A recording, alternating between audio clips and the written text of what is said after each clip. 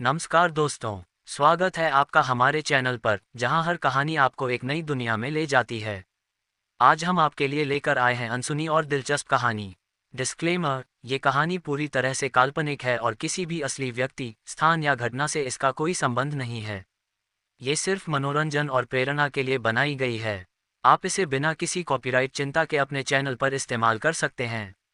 अगर आपको हमारी कहानियाँ पसंद आती हैं तो चैनल को सब्सक्राइब करना न भूलें और अपने विचार कमेंट में ज़रूर बताएं। तो चलिए शुरू करते हैं कि रोमांचक यात्रा। सुमन सहमी हुई थी, कंधे से खून बह रहा था, चेहरा बारिश में भीग चुका था, लेकिन उसकी आंखें अब भी उसी परछाई को ताक रही थीं। हवा भारी थी, कब्र जैसी खामोशी, जैसे वक्त खुद भी चौंक कर रुक गया हो। उस साय के कदम अब सुमन की ओर बढ़ने लगे, धीरे मगर बिल्कुल सटीक।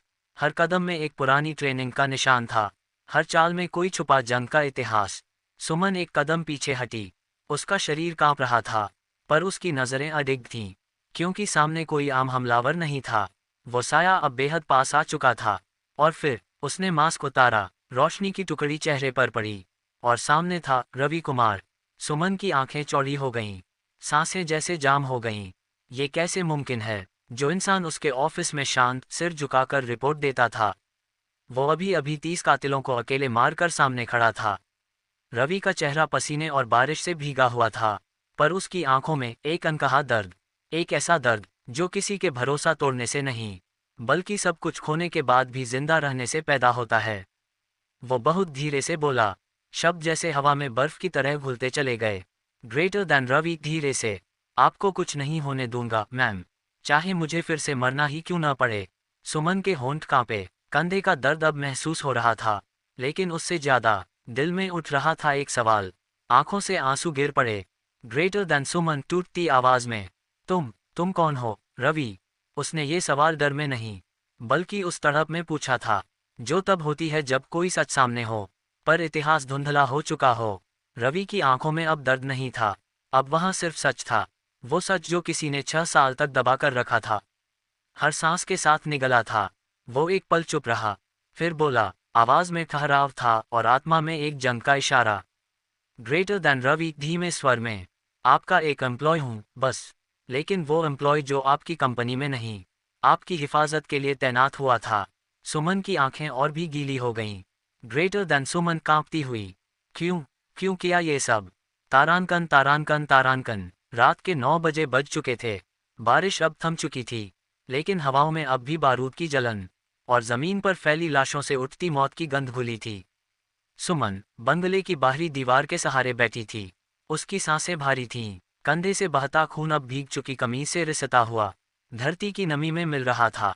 लेकिन उसकी आंखें, वो एक ही जगह अटकी थीं, रवि कुमार पर, वही रवि जिसे उसने महीनों तक सीनियर अकाउंट असिस्टेंट के तौर पर देखा था, वही रवि जो फॉर्मल ड्रेस में चुपचाप रिपोर्ट जमा करता था, जो दोपहर की कैंटीन में अकेले बैठकर सादा खाना खाता था। पर आज वो उसके सामने एक योद्धा बनकर खड़ा था।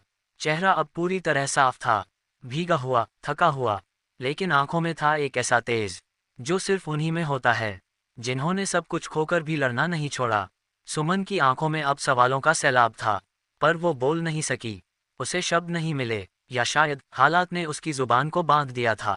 और तभी रवि झुका, बहुत धीमे, बहुत नर्म आवाज में बोला, जैसे हर शब्द उसके जख्मों पर मरहम रख रहा हो, ग्रेटर दैन रवि, अभी ये सब बताने का सही वक्त नहीं है, पहले आपको हॉस्पिटल ले जाना जरूरी है।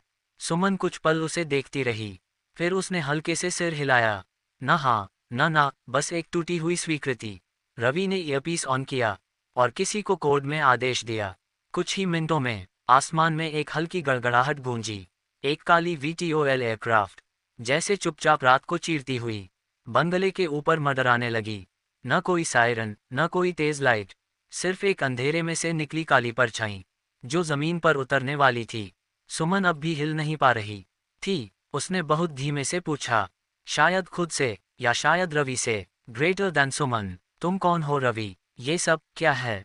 रवि ने उसकी तरफ देखा, वो न मुस्कुराया, न गंभीर हुआ, बस उसकी आंखों में एक गहरा सन्नाटा था, जो बीते 6 सालों की आग, धोखा और इंतजार से बना था।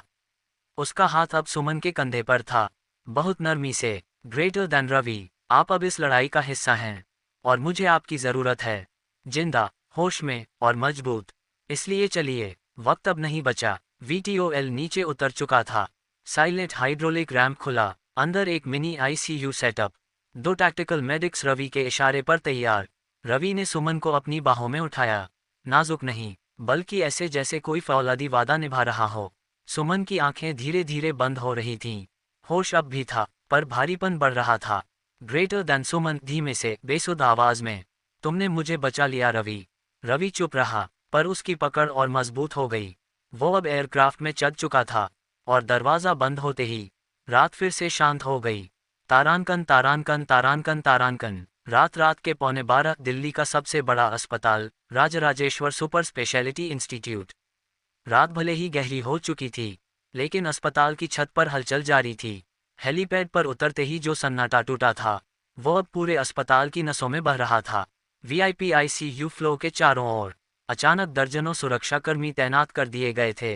न कोई पब्लिक ऐलान, न मीडिया में खबर, लेकिन अंदरूनी सूत्र जानते थे, देश की सबसे प्रभावशाली युवा CEO को गोली लगी है। सुमन वर्मा, वर्मा ग्रुप की अकेली उत्तराधिकारी, और आज रात मौत उसके दरवाजे पर दस्तक देकर लौट चुकी थी। योजक चिन्ह योजक चिन्ह योजक चिन्ह। रवि अब भी वहीं था, ऑपरेशन थिएटर के बाहर, एक स्टील की कुर्सी पर बैठा हुआ, कमर झुकी हुई, हाथ की उंगलियां आपस में जुड़ीं, और आंखें दरवाजे पर टिकीं। हर गुजरता सेकंड उसके भीतर कोई पुरानी चीख जगा रहा था। डॉक्टर्स की टीम अब ऑपरेशन मोड में थी।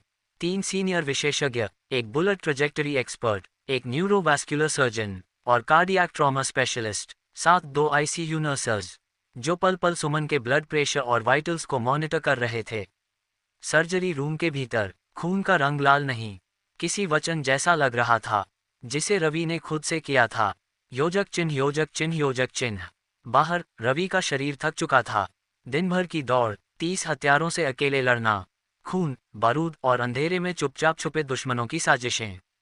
पर उसका दिमाग अब भी शार्प और जागरूक था। हर बार जब ऑपरेशन थिएटर का दरवाज़ा 1 सेंटीमीटर भी खुलता, रवि की आंखें उस एक पल को स्कैन कर जातीं। हर गुजरता डॉक्टर, हर अंदर जाती नाज, हर झलक, हर सांस, रवि के अंदर कुछ कह रही थी। वो डर जो उसने 6 साल पहले महसूस किया था, वही डर आज लौट आया था, लेकिन इस बार फर्क था। ग्रेटर दैन रवि मन में बुदबुदाया, इस बार कोई नहीं ले सकता उसे मुझसे, न उसकी जान, न उसका भरोसा, और न ही मेरा फैसला। उसके हाथों की मुट्ठियां अब कस चुकी थीं। हर पल की खामोशी में एक ज्वालामुखी पल पल फूटने की तैयारी कर रहा था। रवि जान चुका था, शेडोटेक ने युद्ध की पहली चाल चल दी है। तारांकन तारांकन तारांकन। अगली सुबह सुबह के 6:30, दिल्ली की हवा में अब हल्की सी ठंडक थी, और राजराजेश्वर सुपर स्पेशलिटी इंस्टीट्यूट के ऊपर सूरज की पहली किरणें उतरने लगी थीं। सर्जरी पूरी हो चुकी थी। डॉक्टरों की टीम अब ऑपरेशन थिएटर से बाहर निकली, थके हुए चेहरे लेकिन राहत भरी मुस्कान। Greater than doctor, congratulations, miss Verma अब खतरे से बाहर हैं। गोली स्किन को छूकर निकली थी, लेकिन ब्लीडिंग काफ़ी हुई थी। 24 घंटे ऑब्जर्वेशन में रहेंगी। रवि खड़ा था उसी कुर्सी पर, उसी मुद्रा में, पर अब उसकी उंगलियां एक दूसरे से अलग हो चुकी थीं। उसने राहत की सांस ली, थैंकफुल होकर सिर झुकाया, जैसे किसी अनदेखी शक्ति का आभार मान रहा हो। ICU के शीशे से उसकी नज़र सुमन पर गई। बांह पर पट्टी बंधी थी, चेहरा थका हुआ, पर सांसें अब स्थिर थीं। उसकी हर सांस अब रवि के सीने में एक सुकून बनकर उतर रही थी। योजक चिन्ह योजक चिन्ह योजक चिन्ह। सुबह के 9 बजे अस्पताल का VIP वेटिंग हॉल। एकाएक कुछ गाड़ियों की तेज आवाजें, हाई सिक्योरिटी SUV, चमचमाते काले शीशे, और कई निजी बॉडीगार्ड्स के साथ वर्मा परिवार अस्पताल पहुंचा। सबसे पहले जो उतरे, सुमन की मां, सफ़ेद साड़ी में, आंखों में आंसू, दिल में डर, और उसकी छोटी बहन, जो रोते हुए मां का हाथ पकड़े ICU की ओर भागी। पर उनके पीछे जो उतरे, उनकी चाल में अफरातफरी नहीं, बल्कि गणना थी। गिरधारी लाल वर्मा, सुमन के चाचा, वर्मा अंपायर के उप चेयरमैन, और वो शख्स जिसकी नज़रों में आज बेटी की जान से ज़्यादा बिजनेस की चेयर की कीमत थी। उनके साथ उनकी पत्नी और बेटा रोहित वर्मा, तीखी आंखें, रूखा चेहरा, जो अपने पिता की हर बात को आदेश मानता था। अस्पताल का माहौल अचानक बदल गया। जहां अब तक सन्नाटा था, वहां अब प्रोफाइल की चहलकदमी थी, पैसे की खुशबू और सत्ता की छांव। रवि पीछे खड़ा था, काले कपड़े अब डॉक्टर की दीवार के पीछे छिपे थे, चेहरा थका हुआ, लेकिन आंखें अब भी तेज। उसे देखकर कोई नहीं जानता था कि बीती रात सुमन की जान किसने बचाई थी। आईसीयू में प्रवेश के बाद सुमन की मां ने उसका माथा चूमा। कांपते हुए आंसू गिरने लगे। उन आंसुओं में डर भी था और कृतज्ञता भी। लेकिन उस कोमल पल से कुछ कदम पीछे गिरधारी लाल की आंखों में कुछ और ही चल रहा था। उनका चेहरा जरा भी भावुक नहीं था। ग्रेटर दैन गिरधारी धीरे से अपनी पत्नी से, अगर ये लड़की कुछ दिन और आईसीयू में रही तो वर्मा ग्रुप का चार्ज मुझे मिलेगा। ये मौका है, और शेडोटेक से डील भी पेंडिंग में है। उनकी पत्नी ने चौंक कर देखा, पर चुप रही, शायद इस साजिश की आदी थी। तभी पास में खड़े रोहित ने धीरे से पूछा, ग्रेटर दैन रोहित, पापा वो कौन है? उसी ने तो सुमन को हॉस्पिटल पहुंचाया था। गिरधारी लाल का चेहरा तमतमा उठा।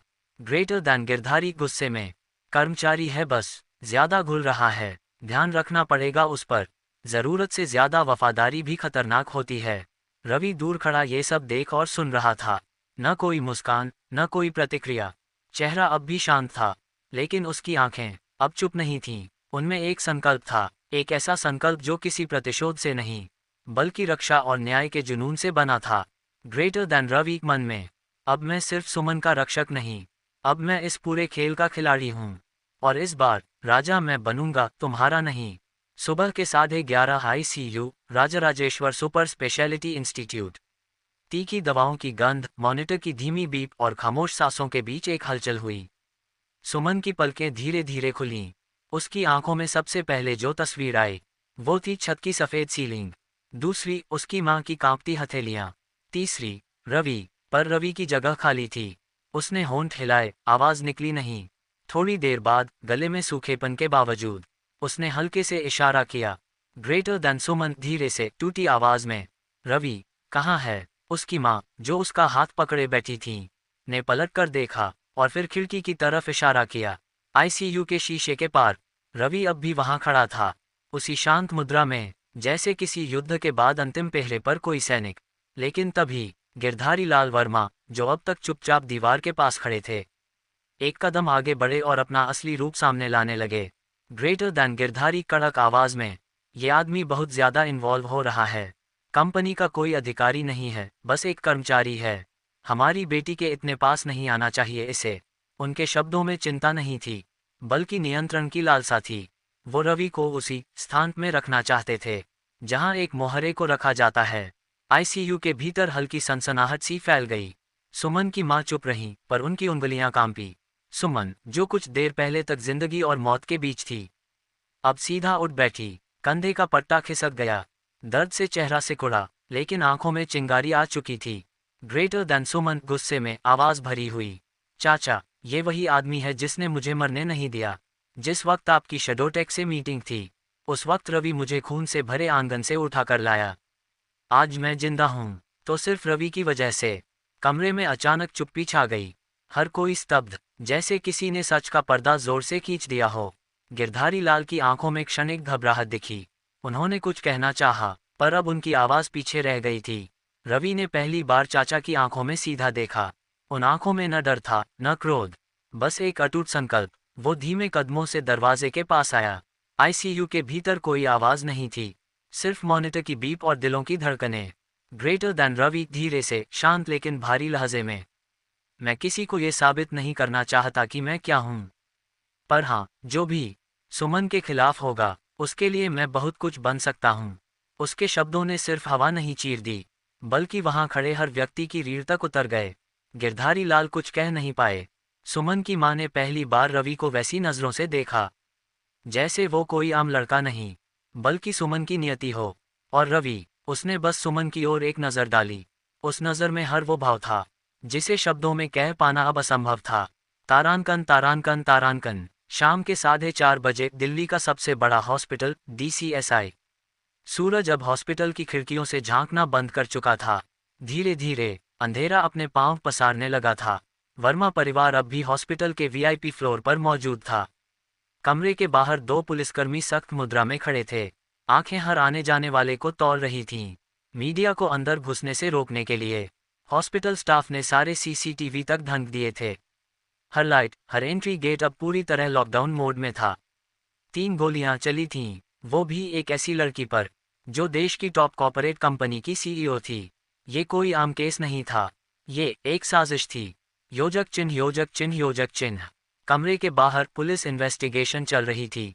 सामने कुर्सी पर बैठी थी सुमन वर्मा, कंधे पर पट्टी, होंठ सूखे हुए, लेकिन आंखों में अब भी वही लौ जो एक लीडर की होती है। सामने खड़े थे दिल्ली पुलिस के 2 सीनियर अफसर, एक के हाथ में फाइल, दूसरा हर जवाब को चेहरे से पढ़ने की कोशिश में जुटा था। ग्रेटर दैन पुलिस अफसर संयम से लेकिन सीधा सवाल, मिस सुमन, क्या आपको किसी पर शक है? क्या किसी ने पहले से धमकी दी थी? कुछ सेकंड्स की खामोशी, सिर्फ ईसीजी मशीन की बीप और एस बड़ी ई की हल्की आवाज सुनाई दे रही थी। सुमन ने अपनी मां का हाथ धीरे से छोड़ा, सांस भरी और फिर बहुत ठोस आवाज में कहा, ग्रेटर दैन सुमन, धीरे से लेकिन साफ लहजे में।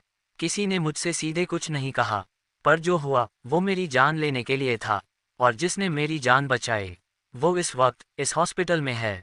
उसके शब्द जैसे कमरे में लहर की तरह फैल गए। हर नज़र एक ही दिशा में मुड़ी। रवि कुमार, वो कुछ कदम दूर खड़ा था, दीवार से सटा हुआ, जैसे किसी और जमीन का नागरिक हो। ना चेहरे पर कोई गर्व था, ना आंखों में कोई मांग, बस एक स्थिरता, जैसे उसने कुछ खोया नहीं, सिर्फ निभाया हो।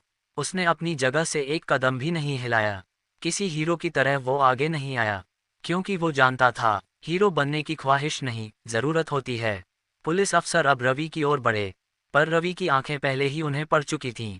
सुमन ने फिर कहा, ग्रेटर दैन, रुकिए। सभी की नज़र फिर से पलटी। उसकी आवाज़ अब तेज थी, ग्रेटर दैन सुमन, रवि को सवालों की नहीं, सुरक्षा की ज़रूरत है, क्योंकि ये हमला मुझ पर नहीं था सिर्फ। ये हमला उस इंसान पर था जिसने सिस्टम से बाहर रहकर मुझ तक जान बचाई। कमरे में अब सिर्फ 2 चीज़ें थीं, एक सच और एक सन्नाटा। रवि अब भी चुप था, पर उसके अंदर कुछ गूंज रहा था, तारांकन, तारांकन, तारांकन। शाम शाम के 6:15 वर्मा परिवार धीरे धीरे हॉस्पिटल से रवाना हो चुका था। कॉरिडोर में अब सिर्फ एस बड़ी ई की हल्की आवाज़ और उस खाली कमरे की चुप्पी बची थी, जिसमें कुछ देर पहले साजिश, सवाल और संकेत भरे थे। मनीष जाते जाते भी अपना जहर छोड़ गया था। ग्रेटर दैन मनीष, सुमन की ओर देखते हुए हल्के तंज के साथ, टेक केयर सिस्टर, अगली बार ऐसे एम्प्लॉय लोगों से थोड़ा बच के रहना। ये नायक बनते हैं, फिर कभी कभी विलेन भी बन सकते हैं। उसके शब्द जैसे कमरे की दीवारों से टकराकर गूंज उठे। एक पल को सुमन की पलकों में हलचल हुई, लेकिन उसने कुछ नहीं कहा। रवि, जो कोने में खड़ा था, ने अब पहली बार मनीष की ओर सीधी नजर डाली। वो नजर किसी आम इंसान की नहीं थी, वो एक अनुभवी योद्धा की आंखें थीं, जिसने अपने दुश्मनों की सांसों तक को पढ़ना सीखा था। रवि ने कुछ नहीं बोला, लेकिन मन में दर्ज हो चुका था, मनीष, अब तेरी हर हरकत मेरी नज़र में है। योजक चिन्ह, योजक चिन्ह, योजक चिन्ह। सुमन ने सिर हल्के से झुकाया, ना मुस्कान, ना विरोध, बस एक ठहराव, जैसे मन के भीतर किसी तूफान ने अब एक निर्णय ले लिया हो। वर्मा परिवार के जाते ही कमरे का दरवाज़ा धीरे से बंद हुआ, और उस बंद दरवाजे के पीछे रह गए सिर्फ 2 लोग, रवि कुमार और सुमन वर्मा। कमरे की रोशनी अब मध्यम थी, खिड़की के पार रात का साया उतर चुका था, नीचे पार्किंग लॉट की लाइट्स जल चुकी थीं। आईसीयू की धीमी बीप, मशीन के बीच एक अजीब सी शांति फैली थी। सुमन अब बेड पर टिक कर बैठ चुकी थी, चेहरा थका हुआ था, पर आंखें, उनमें अब कोई डर नहीं था। उसने रवि की ओर देखा, थोड़ी देर तक बिना कुछ कहे। ग्रेटर दैन सुमन, धीरे से मगर सीधे, तुमने कुछ नहीं कहा, जबकि मनीष की बात सीधी तुम्हारे खिलाफ थी। क्यों? रवि ने एक सांस ली, फिर धीमे कदमों से आगे बढ़ा और खिड़की के पास आकर रुका। उसने बाहर अंधेरे में कुछ देखा, जैसे वहां कोई पुराना दृश्य चल रहा हो, जिसे सिर्फ वही देख सकता था। ग्रेटर दैन रवि, धीरे से, क्योंकि जो जहर धीरे फैलता है, उसे जवाब नहीं, बस वक्त देना होता है, फिर वो खुद अपनी मौत लिखता है। सुमन ने अपनी उंगलियों को आपस में जोड़ा, फिर बोली, ग्रेटर दैन, तुम हमेशा सब कुछ सोचते हो, जैसे किसी खेल के हर चाल तुम्हारे दिमाग में पहले से बसी हो। रवि ने अब उसकी ओर देखा, आंखों में वो रहस्य अब भी था, पर इस बार एक हल्की मुस्कान भी थी।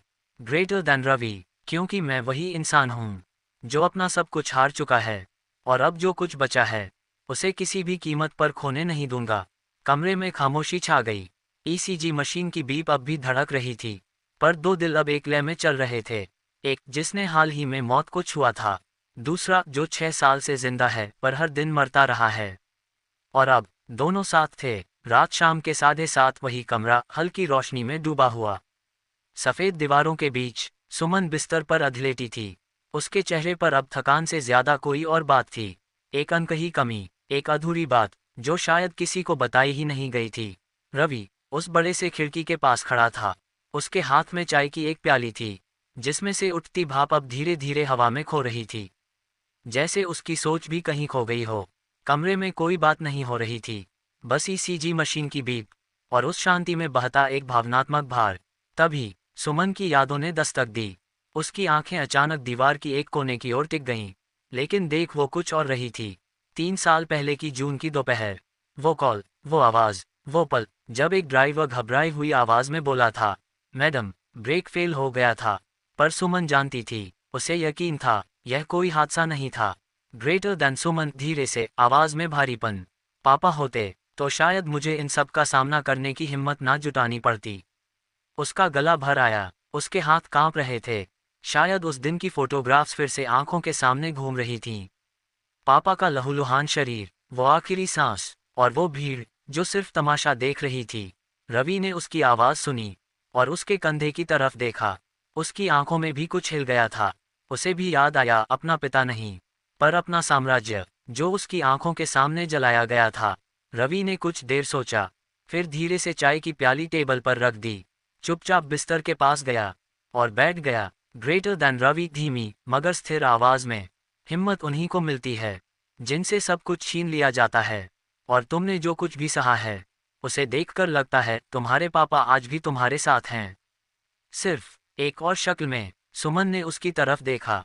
पहली बार उसकी आंखों से आंसू टपके, बिना किसी हिचक के, ना किसी को छुपाने की कोशिश, ना किसी बहाने की। वो सिर्फ एक बेटी थी, जो आज अपने पापा को बहुत याद कर रही थी।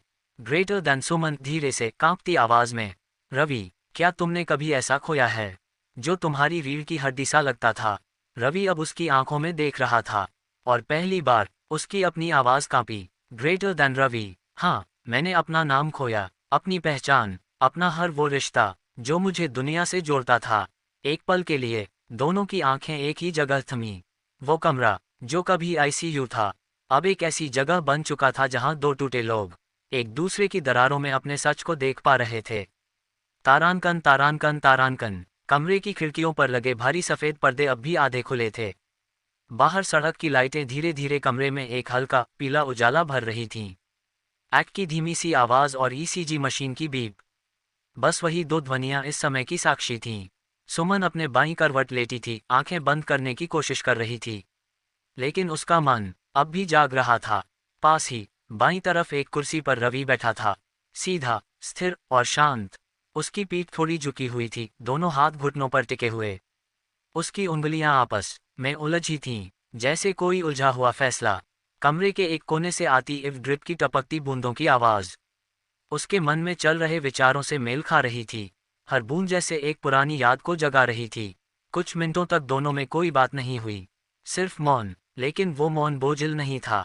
वो उस मौन जैसा था जो सिर्फ दो उन लोगों के बीच पैदा होता है जिन्होंने जीवन में कुछ बहुत कीमती खोया हो। फिर अचानक सुमन ने हल्के से करवट बदली। उसने अपनी अधमुंदी आंखों से रवि की ओर देखा। ग्रेटर दैन सुमन, धीरे से, एक छोटी सी मुस्कान के साथ, तुम हमेशा ऐसे ही रहोगे क्या? कम बोलने वाले, खामोश। रवि थोड़ा चौंका, लेकिन फिर उसकी मुस्कान उभरी, हल्की मगर गहरी। उसने सुमन की ओर देखा, उसकी मुस्कुराहट में छुपी थकावट को पढ़ते हुए। ग्रेटर दैन रवि, धीरे से, संजीदा लहजे में, जब जरूरत हो तभी बोलना बेहतर होता है। और वैसे भी मैं अब तक बहुत कुछ छिपा चुका हूँ। बोलूंगा तो सब टूट जाएगा। वो शब्द कमरे में हवा की तरह फैल गए। सुमन की मुस्कुराहट अब धीमी हो चुकी थी, लेकिन उसकी आंखें अब और भी गहराई से रवि को देख रही थीं, जैसे वो पहली बार किसी को सच में जान रही हो। उन दोनों के बीच अब कोई पर्दा नहीं था, ना कोई ओहदा, ना कोई झूठ। फिर अचानक कमरे में एक धीमी बीप बजी। सुमन ने बगल में लगे नस बटन को हल्के से दबाया। कुछ सेकंड में नस दरवाजा खोलकर अंदर आए। सफेद यूनिफॉर्म, नीली टोपी और हाथ में एक ट्रे। ग्रेटर दैन नस मृदु स्वर में, मैम, ये मेडिसिन्स अब ले लीजिए, फिर आप आराम कर सकती हैं। सुमन ने धीरे से सिर हिलाया और दवाई लेने के लिए अपनी बांह बढ़ाई। रवि तुरंत उठा। उसने नस से ट्रे ली और खुद सुमन को पानी का गिलास थमाया। सुमन की उंगलियां रवि की हथेली को एक पल के लिए छू गईं। बस एक पल, पर उस छुअन में इतनी सुरक्षा, इतनी मौन सहमति थी कि दोनों ने कुछ कहे बिना ही बहुत कुछ कह दिया। सुमन ने दवाइयां लीं, और कुछ ही मिनटों में उसकी पलकों पर नींद भारी होने लगी। उसने तकिया सीधा किया, आंखें धीरे धीरे मूंद लीं, और एक धीमे स्वर में कहा, ग्रेटर दैन। सुमन आंखें बंद करते हुए मुस्कराकर, अगर मैं नींद में कुछ बड़बड़ाऊं तो मत सुनना, और सुन लो तो भूल जाना। रवि ने कोई शब्द नहीं कहे, उसने बस सिर झुकाकर हल्का सा सिर हिलाया। फिर वह वापस अपनी कुर्सी पर जाकर बैठ गया। कमरे की रोशनी अब और भी हल्की हो चुकी थी। ईसीजी की बीप अब धीरे लयबद्ध हो चली थी, जैसे कोई लोरी जो इस समय दोनों को सुना रही थी। सुमन अब गहरी नींद में थी, लेकिन आज उसकी नींद में डर नहीं था, कोई बेचैनी नहीं थी, कोई सपना नहीं था जिसमें वो भाग रही हो, क्योंकि वो जानती थी कमरे में वही आदमी बैठा है जिसने मौत को हराकर उसकी जान बचाई थी। रवि खिड़की के बाहर देख रहा था। बारिश की बूंदें अब खिड़की के कांच से टकरा रही थीं, लेकिन उसके मन में एक और बात चल रही थी। आज रात शडोटेक चैन से नहीं सोएगा। तारांकन तारांकन तारांकन। पृथ्वी location Europe. Shadowtech global headquarters Brussels Belgium. समय रात 11:45 PM IST के अनुसार सुबह सुबह के 4:15। एक भारी भरकम रूम, चारों तरफ अंधेरा, पर दीवारों पर चमकते सैकड़ों मॉनिटर। हर स्क्रीन पर अलग अलग देश की live feeds, digital tracks, agents की लोकेशंस और डेटा स्ट्रीम्स की हलचल। उस रूम के बीचों बीच बैठा था शडोटेक का ग्लोबल कमांडर, चेहरा नकाब में ढका हुआ, आंखें एक मशीन जैसी भावशून्य। उसके आसपास 3 टेक ऑपरेटर्स साइबर से जुड़े हुए टॉप क्रिमिनल्स के लाइव फीड पढ़ रहे थे। पर कमरे में तब अचानक सन्नाटा फैल गया, जब कमांडर की जेब में रखे सिक्योर सैटेलाइट फोन ने वाइब्रेट किया। उसने अपनी काली दस्तानों वाली उंगलियों से फोन निकाला। स्क्रीन पर सिर्फ एक नंबर चमक रहा था, जोड़ 91। Greater than. कमांडर धीरे गहरी आवाज में, Indian line at this hour. वो फोन को 1 सेकंड घूरता रहा, फिर धीरे से उठा लिया। फोन के दूसरी तरफ एक आवाज थी, धीमी पर गहरी, जैसे रेत में से निकलती मौत की फुसफुसाहट। ग्रेटर दैन कॉलर बिल्कुल शांत लहजे में, तुम्हारे भेजे गए 30 आदमी मारे गए, और सुमन वर्मा जिंदा है। कमांडर की आंखें एक पल को फटी की फटी रह गईं। Greater than. कमांडर गुस्से और अविश्वास में, इम्पॉसिबल, हमने टॉप टियर असैसिन्स भेजे थे, हर एक ट्रेन्ड किलर था। That girl, she is not even armed. वो मरी नहीं, लेकिन कैसे? फोन के दूसरी ओर से अब एक अलग स्वर में हंसी सुनाई दी, पर वो हंसी राहत वाली नहीं थी। वो हंसी किसी दोगले आदमी की थी। ग्रेटर दैन कॉलर अब अपना असली चेहरा उजागर करते हुए, बिकॉज तुमने सिर्फ लड़की को लक्ष्य समझा, असली खतरा किसी और को समझ ही नहीं पाए। कमांडर की भौहें सिकुड़ीं, उसने सिर घुमाकर साइड स्क्रीन की ओर देखा जहां दिल्ली की लाइव हिट ऑपरेशन रिपोर्ट चल रही थी। Greater than. कमांडर धीरे से, who the hell are you? Phone के दूसरी ओर अब आवाज साफ हो चुकी थी। ग्रेटर दैन कॉलर धीरे धीरे मगर गर्व से, मैं गिरधारी लाल वर्मा हूँ, सुमन का चाचा और वर्मा ग्रुप का भविष्य, शडोटेक का भारत में एकमात्र साथी। कमांडर के चारों ओर बैठे ऑपरेटर्स ने एक दूसरे की ओर देखा। ये नाम शडोटेक के हिडन एलाइज डेटाबेस में कभी नहीं था। Greater than. कमांडर आवाज भारी पर अब संयम में, you betrayed your own family for what? Greater than. Girdhari साफ शब्दों में, पावर, और वो कुर्सी जो मेरे छोटे भाई के मरने के बाद मुझे मिलनी थी। पर सुमन ने सब हथिया लिया, लेकिन अब नहीं, मैं उसे खत्म करने ही वाला था। बस एक नाम बीच में आ गया, ग्रेटर दैन। कमांडर संभल कर, हु? Greater than. गिरधारी आंखों में नफरत लिए फोन पर फुसफुसाते हुए, उसका नाम है रवि कुमार। एक पल के लिए शडोटेक का पूरा कंट्रोल रूम शांत हो गया। उस नाम की गूंज जैसे दीवारों से टकराकर वापस लौट रही हो। Greater than. कमांडर अब तेज स्वर में अपने ऑपरेटर्स से, track this name now. Ravi Kumar, all India level biodata, criminal records, ex military links, AI lab access, go deep. Operators की उंगलियां एक साथ कीबोर्ड पर दौड़ने लगीं। स्क्रीन पर तेजी से पॉपअप विंडोज खुलने लगीं, कुछ रिक्त, कुछ एन्क्रिप्टेड, कुछ क्लासिफाइड की रेड वार्निंग से भरे।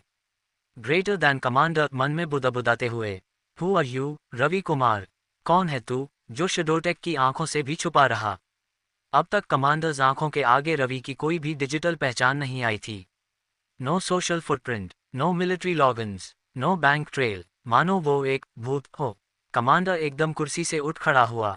Greater than. गिरधारी धीरे से, चिंता में, अब क्या करना होगा? कमांडर ने फोन काट दिया। फिर तुरंत उसने टेबल के नीचे लगे रेड प्रोटोकॉल बटन को दबाया। तारांकन तारांकन तारांकन तारांकन। पृथ्वी शडोटेक ग्लोबल HQ ब्रसल्स बेल्जियम। समय रात 12 बजे IST के अनुसार सुबह सुबह के 4:30। कमरे में चारों ओर गहरा सन्नाटा। कमांडर अब अपनी कुर्सी से आधा उठा हुआ था। उसकी आंखों में चमक नहीं, आग थी। ऐसी आग जो अब बुझने वाली नहीं थी, बल्कि जलाने के लिए तैयार थी। उसने मुड़कर अपने स्ट्रैटेजिक कमांड ऑफिसर की ओर देखा। एक अधेड़ उम्र का, सफ़ेद बालों वाला पूर्व सैन्य अफसर, जिसका चेहरा किसी रोबोट से कम ना था। ग्रेटर दैन कमांडर एकदम ठंडे, नपी तुली आवाज में। Track this Ravi Kumar. India में हर CCTV फीड, हर टेलीकॉम रिकॉर्ड, यहाँ तक कि हर डार्कनेट सोर्स सब खंगाल डालो। कमरे में मौजूद सभी ऑपरेटर्स अब एक कमांड से संचालित होने लगे। सिस्टम स्क्रीन की रोशनी अब लाल हो गई थी। Target lock initiated. Ravi Kumar status untraceable. Greater than commander धीरे से आंखें सिकोड़ते हुए। अगर वो कोई छाया है तो हमें उस छाया को जलाकर राख करना। कमांडर अब फिर से अपनी कुर्सी पर बैठ गया, लेकिन इस बार उसकी सांसें तेज थीं। चेहरे पर वही मास्क, लेकिन उस मास्क के पीछे एक युद्ध शुरू हो चुका था। उसने सिर घुमाकर अपने बाईं ओर खड़े असिस्टेंट की तरफ देखा। एक जवान मगर अनुभवशाली ऑपरेटिव लेफ्टिनेंट कोयलना। ग्रेटर दैन कमांडर धीरे से मगर स्पष्ट लहजे में। सेंड इन थे ब्लैक डॉन यूनिट। कोयलना का चेहरा एक पल के लिए ठिठक गया। ग्रेटर दैन कोयलना चौंकते हुए। ब्लैक डॉन सर, वो यूनिट तो सिर्फ पॉलिटिकल रेजीम टर्मिनेशन या हाई थ्रेट क्लियरेंस के लिए यूज होती है। कमांडर की नज़रें अब किसी खंजर जैसी लग रही थीं। ग्रेटर दैन कमांडर बिना पलक झपकाए। अगर ये आदमी शडोटेक को चुनौती दे सकता है तो वो अब सिर्फ एक नाम नहीं, हमारा सबसे बड़ा खतरा है। ऑक PC system alert black dawn unit initiation in progress. Location Sicily underground base. Members 9 operatives. Total confirmed kills 438। Screen पर उनके नाम, कोड, बॉडी टेम्परेचर और ऑपरेटिंग स्टेटस आने लगे। Agent X stealth infiltrator. Viper X sniper 1 shot 1 kill. Echo AI और neural hacker. Frost explosives expert. Banshee disguise और mimicry operative. Blade hand combat master. Smoke urban shadows unit. Widow assassin with neurotoxin expertise. Grim psychological warfare specialists. Mission के details send कर द गए। तारांकन तारांकन तारांकन। योजक चिन्ह योजक चिन्ह योजक चिन्ह। 5 लोक टाइम सुबह के 5 बजे। Location Bharat, Delhi DCSI hospital की छत। सूरज की पहली किरण अभी धरती को छूने ही वाली थी, पर हॉस्पिटल की छत पर खड़ा एक आदमी उस उजाले से पहले का अंधेरा सुन रहा था। वो था रवि कुमार। उसके हाथ में एक छोटा काले रंग का डिवाइस था। सिक्योर सैटेलाइट रिसीवर, जैसे कोई पुराना रेडियो नहीं बल्कि एक जासूसी यंत्र हो। उसकी आंखें बंद थीं, लेकिन उसके कान पूरी तरह खुले थे। सैटेलाइट डिश आवाज गूंज रही थी। सुनाई दे रहा था वो कॉल जो शडोटेक के हेडक्वार्टर और गिरधारी लाल के बीच हो रहा था। Greater then Girdhari Lal phone पर। सुमन जिंदा बच गई, लेकिन शडोटेक को चिंता नहीं करनी चाहिए। मैं डील को आगे बढ़ाऊंगा। रवि नाम का वो आदमी ज्यादा दिमाग लगा रहा है, उसे भी रास्ते से हटाना होगा। रवि की पलकें अब धीरे धीरे खुलीं। चेहरा शांत, लेकिन आंखें अब किसी ज्वालामुखी जैसी थीं। वो जानता था कि गद्दार कोई बाहर का नहीं था, गद्दार सुमन का अपना था। वो आदमी जो खुद को चाचा कहता था, असल में उसी ने शडोटेक के साथ मिलकर ये खून का खेल रचा था। योजक चिन्ह योजक चिन्ह योजक चिन्ह। रवि ने पॉकेट से एक पुराना मोबाइल निकाला। सिक्योर लाइन से जुड़ा एक खास फोन। उसने एक नंबर डायल किया, जिसके कॉन्टैक्ट नेम में सिर्फ 2 शब्द थे। शेरा, रवि का बॉडीगार्ड जो 10 साल से साथ था। 6 साल पहले उसने ही रवि के जान बचाकर दिल्ली लेकर आया था। Cell phone with arrow phone बजा। 3 सेकंड बाद कनेक्ट हुआ। ग्रेटर दैन रवि धीरे लेकिन लोहे जैसे शब्दों में। शेरा, प्लान शुरू करो। शडोटेक की इंडिया यूनिट को आज ही खत्म कर दो। योजक चिन्ह योजक चिन्ह योजक चिन्ह। फोन कट गया। रवि अब भी छत पर खड़ा था। उसका चेहरा अंधेरे और रोशनी के बीच एक ऐसी सीमा पर था जहां से सिर्फ युद्ध शुरू होते हैं। तारांकन तारांकन तारांकन तारांकन तारांकन। Shadowtech India black dawn unit activate. Location अज्ञात शडोटेक बेस, वेस्टर्न घाट्स के घने जंगलों के नीचे गुप्त अंडरग्राउंड मिलिट्री लैब। रात का अंधेरा गहराता हुआ। जमीन के नीचे एक गुप्त दरवाजा खुलता है और अंदर जलती है एक भारी नीली रोशनी। यहाँ पर मौजूद है शडोटेक इंडिया का सबसे घातक टास्क फोर्स। योजक चिन्ह योजक चिन्ह योजक चिन्ह। फायर ब्लैक डॉन यूनिट को मेंबर्स। योजक चिन्ह योजक चिन्ह योजक चिन्ह। Agent X stealth infiltrator. नाम अज्ञात। पहचान, मास्क हमेशा पहने रहता है, उसकी आंखें आविजन से लैस हैं। खासियत, बिना आवाज, बिना ट्रेस के किसी भी सिस्टम या बिल्डिंग में घुसना। शक्ति, नाइट कैमोफ्लाज सूट जो उसे लगभग अदृश्य बना देता है। पिछले mission, 27 high profile political targets को बिना सीसीटीवी फुटेज छोड़े मार चुका है। योजक चिन्ह योजक चिन्ह योजक चिन्ह। बुलेस आई वाइपर एक्स स्नाइपर 1 शॉट 1 किल। नाम, कैप्टन आदित्य राज पूर्व आर्मी। खासियत, 3 km दूर से किसी भी लक्ष्य को एक गोली में गिरा देना। हथियार, विशेष ऑप्टिकल स्नाइपर जिसका कोड नेम नागिन है। मजाक में लोग कहते हैं वाइपर सांस नहीं लेता जब ट्रिगर दबाता है। योजक चिन्ह योजक चिन्ह योजक चिन्ह। एको एआई और न्यूरल हैकर। नाम, डॉक्टर मेहर खन्ना। पहचान, शडोटेक की साइबर दीवार की असली मालिक। खासियत, ब्रेन मशीन इंटरफेस से हर डेटा सिस्टम में घुस सकती है। दिमाग, एक चलता फिरता सुपर कंप्यूटर। कहावत, तुम सोचो मैं जान लूंगी। योजक चिन्ह योजक चिन्ह योजक चिन्ह। बम फ्रॉस्ट एक्सप्लोसिव्स एक्सपर्ट। नाम, राकेश रेक बैरवा। खासियत, किसी भी जगह को विस्फोटक में बदल सकता है। मनोवृत्ति, ठंडा दिमाग, आग वाला काम। शौक, टाइम बम को संगीत की धुनों पर टाइम करना। योजक चिन्ह योजक चिन्ह योजक चिन्ह। मुखौटा बैंशी डिस्गाइज और मिमिक्री ऑपरेटिव। नाम, जरा खान। खासियत, किसी की भी शक्ल, चाल और आवाज हूबहू कॉपी कर सकती है।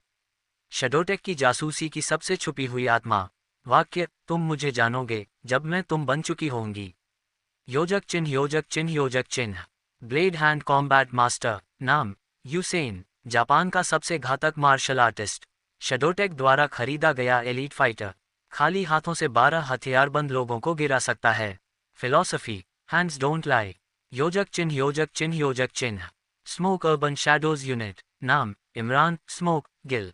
शहरों के अंदर अदृश्यता का जादूगर। स्पेशल स्मोक क्लोक पहनकर वह आंखों के सामने से भी गायब हो जाता है।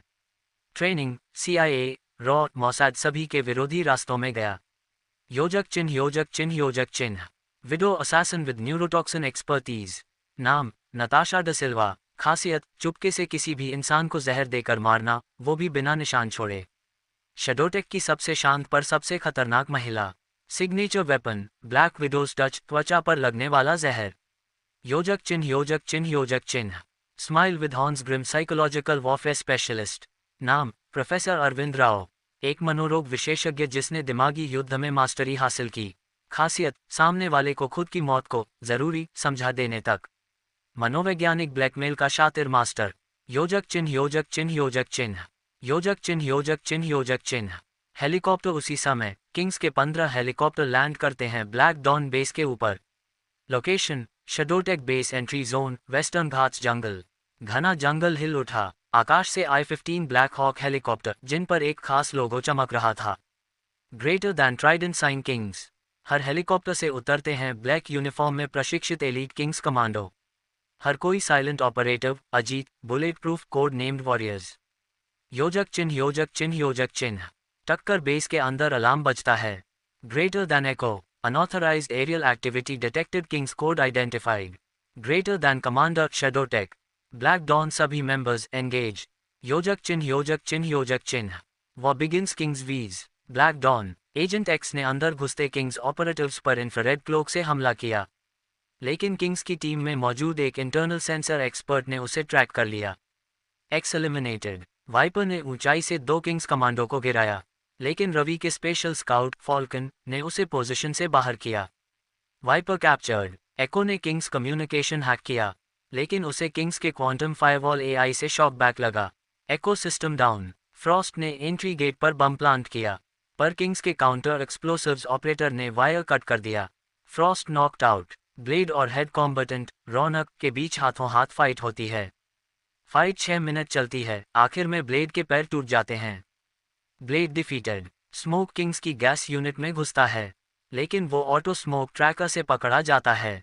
Smoke terminated. बैंशी ने अंकित की शक्ल लेकर किंग्स को गुमराह किया, लेकिन उसकी आंखों की माइक्रो एक्सप्रेशन पकड़ ली गई। बैंशी एक्सपोज्ड। योजक चिन्ह योजक चिन्ह योजक चिन्ह। शेरा टीम को बेस से बाहर निकालता है। बेस के कॉ में शैडो रिएक्टर पर टाइमर प्लांट कर दिया गया है। 60 सेकंड। Greater than. योजक चिन्ह योजक चिन्ह योजक चिन्ह। टक्कर boom, entire black dawn base explodes in fireball. Western Ghats की धरती हिल जाती है। न्यूज़ एजेंसीज तक हीट सिग्नेचर पहुंचती है, पर कोई नहीं जानता क्या हुआ और किसने किया। किंग्स की टीम चुपचाप लौट जाती है।